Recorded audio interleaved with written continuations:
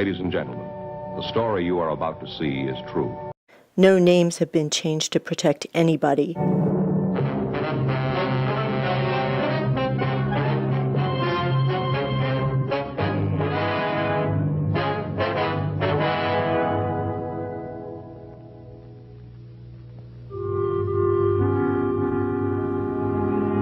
This is the city.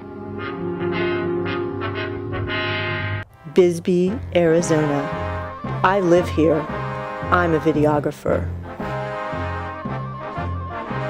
It was Tuesday, January 20th. I was filming the Bisbee City Council meeting. The mayor's name is Ertl. Whoops, I mean Ertley. My name's Lone Protester. Subject, Stonegarden.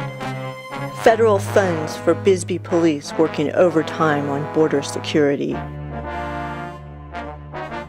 Sergeant Coronado has just completed his presentation. They brought this to us and basically said we have this operation that is in place that they would like to implement post 9/11/2001, and they would like to know if our department would be interested in participating in this program.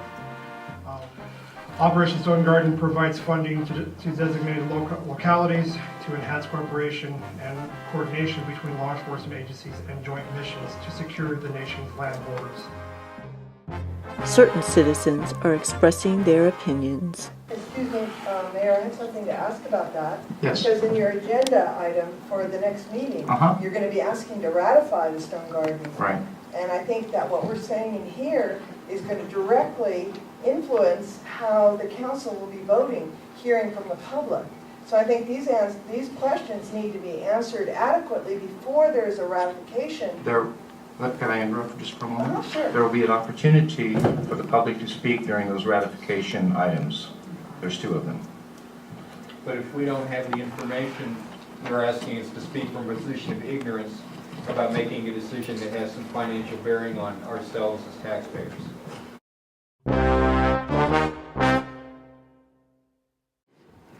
I would like to direct a question to our city attorney as to the reason why we're ratifying this vote. I don't think that we ratify every vote that comes before us, and I believe that the reason that we are ratifying this vote is because of a question that came up about the proper noticing of the December 16th meeting where the vote was approved. And if I could ask you to explain to us why we are even going through a ratification process right now, because our council member Connors has implied that this is a done deal. And in my understanding of the reading of the open meeting law statute, that this is not a done deal until the investigation into the allegations of a violation of an open meeting law have been completed. And if there are any improprieties that may have occurred during that open meeting law process, that the vote that was taken at that meeting is null and void. So I think that you know, I'd just like to have an explanation about why we're going through this ratification of it. So the ratification is actually a process to make the vote not null and void.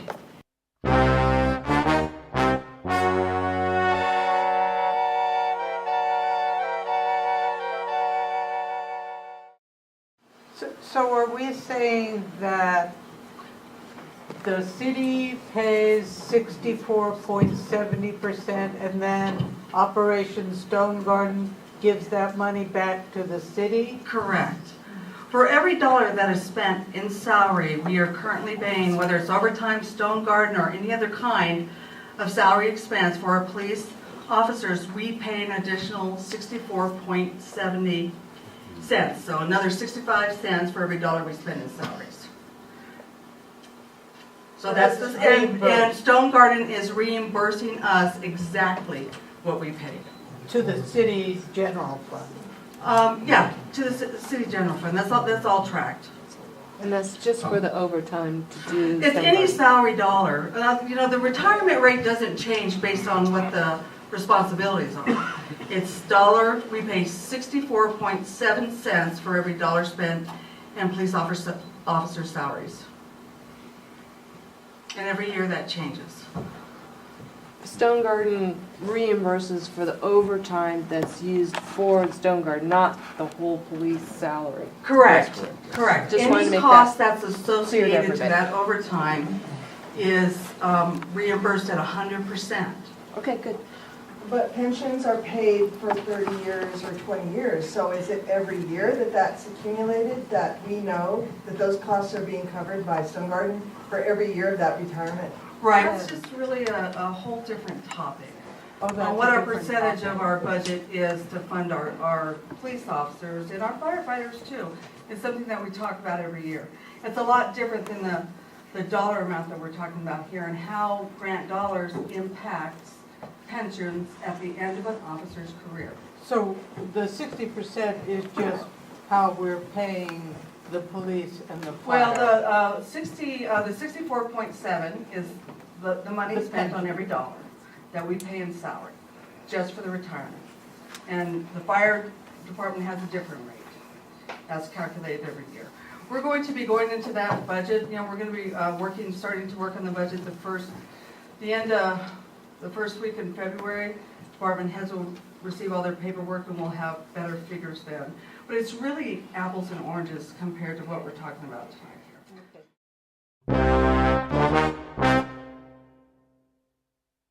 Reference to Stonegarden. I was a police officer for 27 years. I wasn't privileged to this.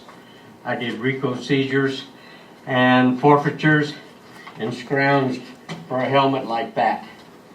I'm not going to talk about all the cars that they get and all the good benefits that they're getting, but I've been watching the news and I talked to some people and I'm getting a little concerned.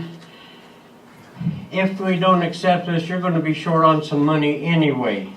One of them, if you watch your news, and it's come on the news twice, it's been in the newspaper.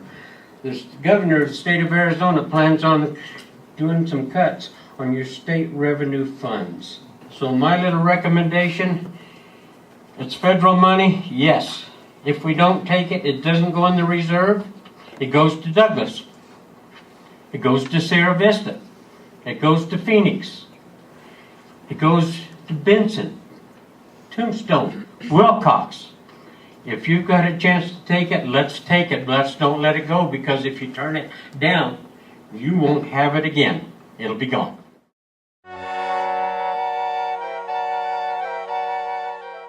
At one point in time, in a private conversation with Officer Van Ringer, he stated very clearly that he was opposed to militarization of the police force, and I'd like if he would speak to that at this point in time, and whether he would like to go on record publicly for that. Absolutely. Thank you. I'll refer to the question here, I believe, one of that we received. It says Stonegarden has provided the Bisbee Police Department with vehicles, radio communication equipment, which have been beneficial to the city and the police. What kind of guarantees do the citizens have that military equipment like gas canisters, military weapons won't be accepted by the Bisbee Police in the future?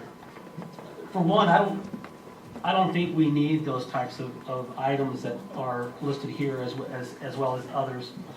A lot of the media attention is towards the armored vehicles or the surplus stuff that people or agencies are getting from the military. We have never obtained items like that, and I would hope that whoever my predecessor will kind of have the same mindset, is that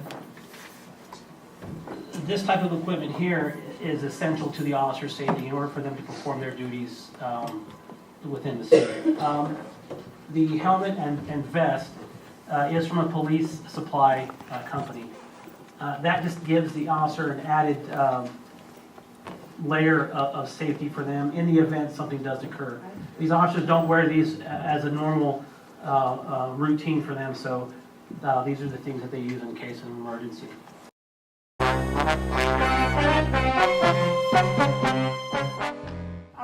like Alice to, Hammers. Alice Hammers, yeah, McNeil.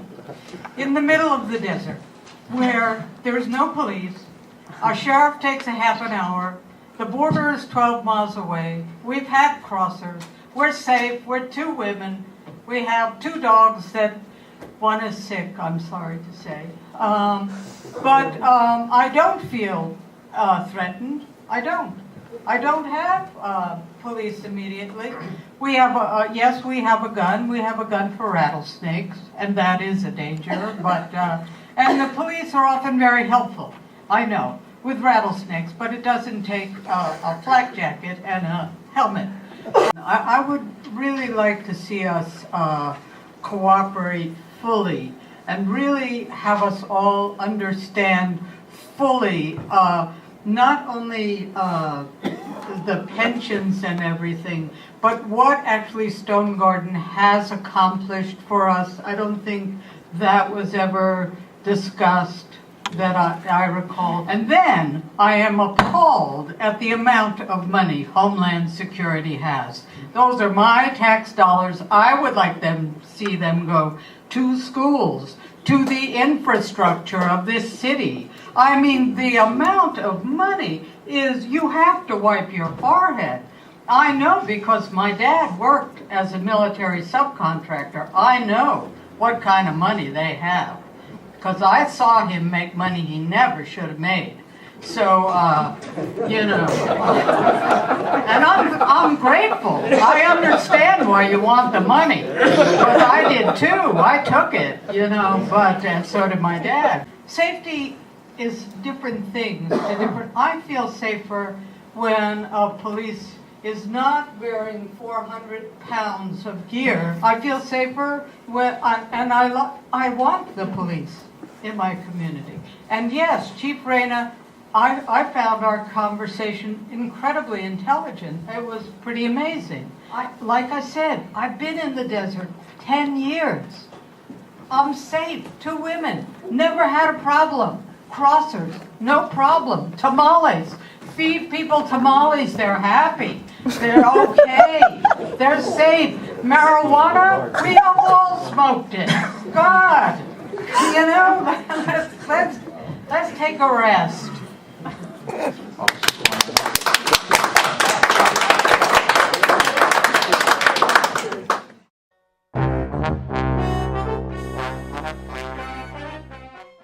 It is unconscionable that if you're going to a trunk system as the sheriff's office did in Cochise County, and you are the grant, the grant administrators for this, you know this is coming down the pike. This doesn't happen 2 weeks out. And so for year after year to have them buying radios that are then not going to be applicable with the system that you're moving into was not a good thing. So that's a problem that I'd like to see kicked up to the sheriff's office also, along with when are you having the auction on all this equipment.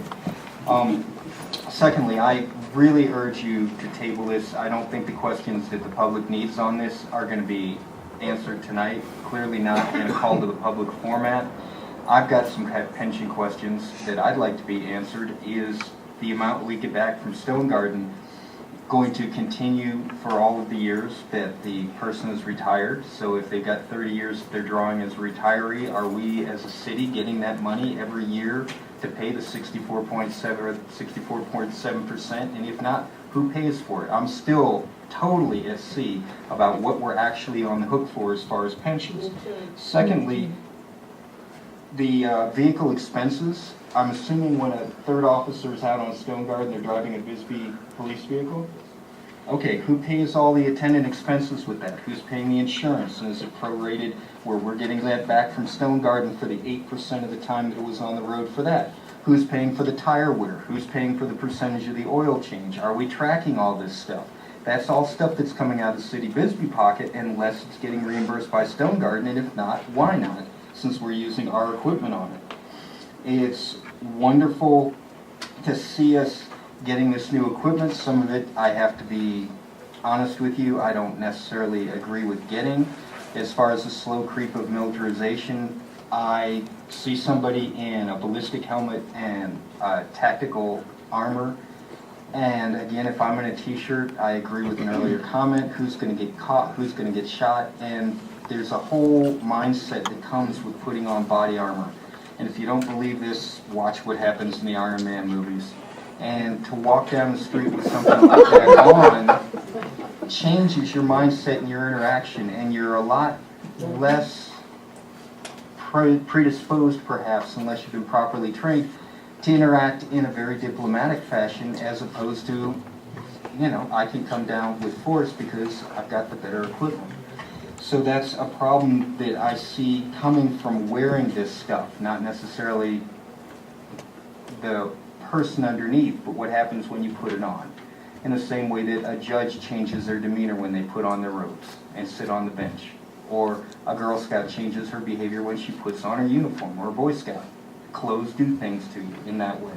So I'd like to look into more of that a little bit. The other thing about this is, yes, it brings some goodies to Bisbee in terms of equipment. Yes, it brings money into the officers, but why am I here? Why are most of you here? It's because Bisbee is a fantastic place to live with an incredible standard of living. And no, I don't believe in the fear crap that was getting pushed down our throats about how bad it is and that the hordes are at the gate, because I don't see the dust cloud from them shuffling around waiting for the gate to be open to come in, so I don't really think it's that bad. And if we need people to protect us like that, we have a big federal agency to do that called Border Patrol and Homeland Security. And I think that having somebody working 16 hours a week or 8 hours a week on one job and then they're 40 hours on another is asking them to really split their interests. And if our officers feel like they want to be Border Patrol officers, I think they should go become Border Patrol officers. If they're City of Bisbee police officers, I want them focused on City of Bisbee police work. I don't want them tired or fatigued or having their mind elsewhere about how many shifts they're going to have later in the week because they've got this Stonegarden gig that they're doing on the side. Thank you.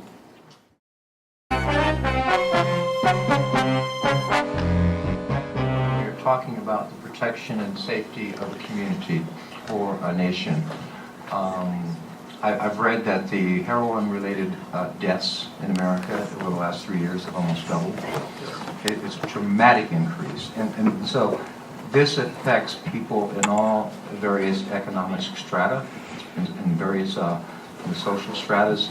It's across the board. It affects everybody.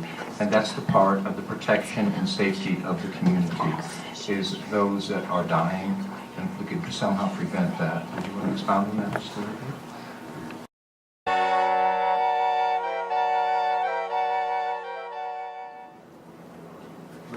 We're all sitting here again. I don't need to point that out, but I just did. And we're dealing with some statistics, and we're dealing, that really haven't been nailed down. But there's two issues here. You know, our safety, and can we afford the rate that we're going? So when we start talking about heroin and methamphetamines and the day in and the day out business that you guys deal with, and I'm not minimizing it, and I don't do it, and I wouldn't do it, and God bless you, and will pay you. However, when we speak and use incendiary words, and we talk emotionally, like I always do, and I can't control myself, things spin, we get further apart from what we're trying to do, you know, and I personally think that these numbers and facts that you've read and shared with us, Mayor, don't help this discussion at all, because we are aware. We are aware, maybe not at the frequency or the rate it is, but what we're aware of is what's happening to the whole city, the entire city, which public safety is part of a whole pie. So we need to have hard numbers and hard facts if we're gonna throw them around. And then we have to have the reality from Sharon Bono of how much money do we have. And as far as I'm concerned, going forward with 3 items 3 and 4, if we could ratify this evening, I would like to, as long as the people that want this to not be ratified could believe us as a body that we are working towards ethical, moral, physical, spiritual, and economic sustainability. But this is, we're like at a standoff here, damned if we do or damned if we don't this evening. So I beseech you to let me as your councilman, and I'm not going to speak for the other bookend over there, that I'm willing to ratify this with the hiccups that happened with the website. And going forward, from this day forward, I will be true and honest and as invisible and transparent, or however you want to label me, with the people that I am responsible to. So that's where I stand. I would like to see some movement on item number 3. So I move to ratify pursuant to ARS. Excuse me, 38. Councilmember Connors, I think there might be one more person that wants to talk. Maybe not.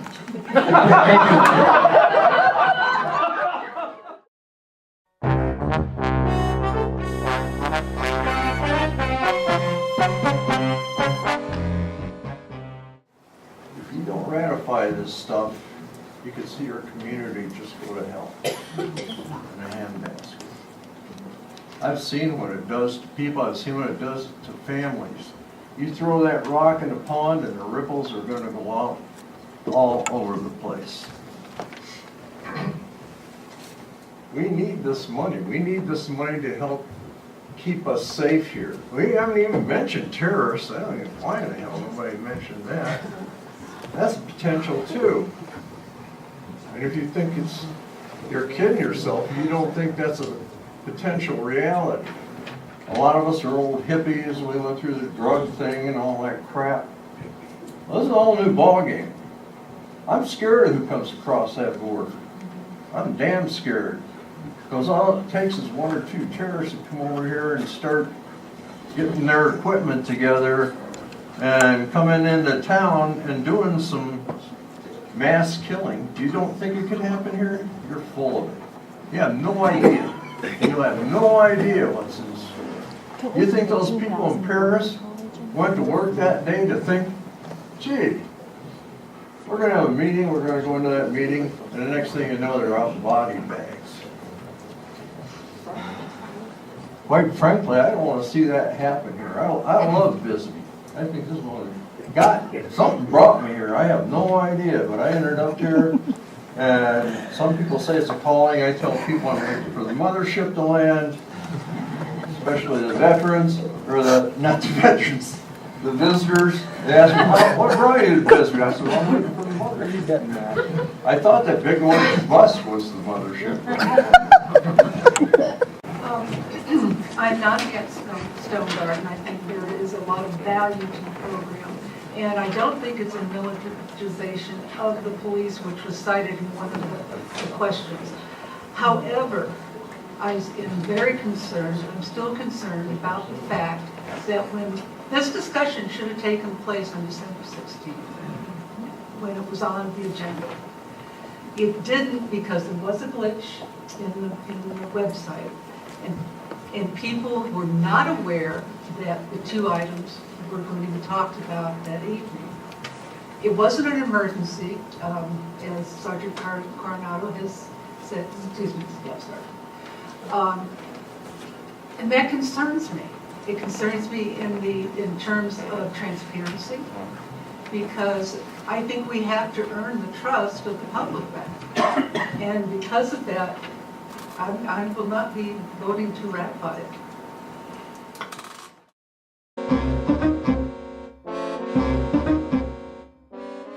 I like our policemen. I like what they're doing. And I guess my number 1 reason for voting on this, better us, meaning the Bisbee Police Department, than them, meaning Border Patrol. I'd much rather, in terms of how we are viewed by visitors and ourselves, that it's Bisbee police cars who are out patrolling Bisbee and not the Border Patrol. You all know I bicycle every morning down to the border. No matter when I go, I encounter in my 10 miles round trip 2 to 6 Border Patrol agents. What in the world they're doing, I don't know. But thank goodness they're not in Bisbee. Except for coffee, coming in for coffee. So I think it's better us than them in terms of this security.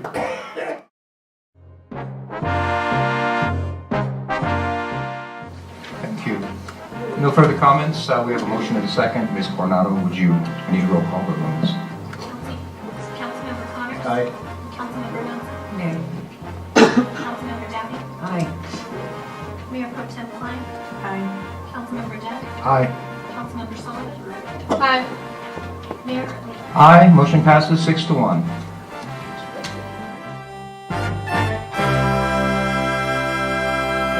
There are normally scheduled 2 police officers within the city limits at any given time for 30 square miles of area. With officers that do come out and work an extra shift of Stonegarden, that allows us to have an extra officer on the road for protection reasons to help.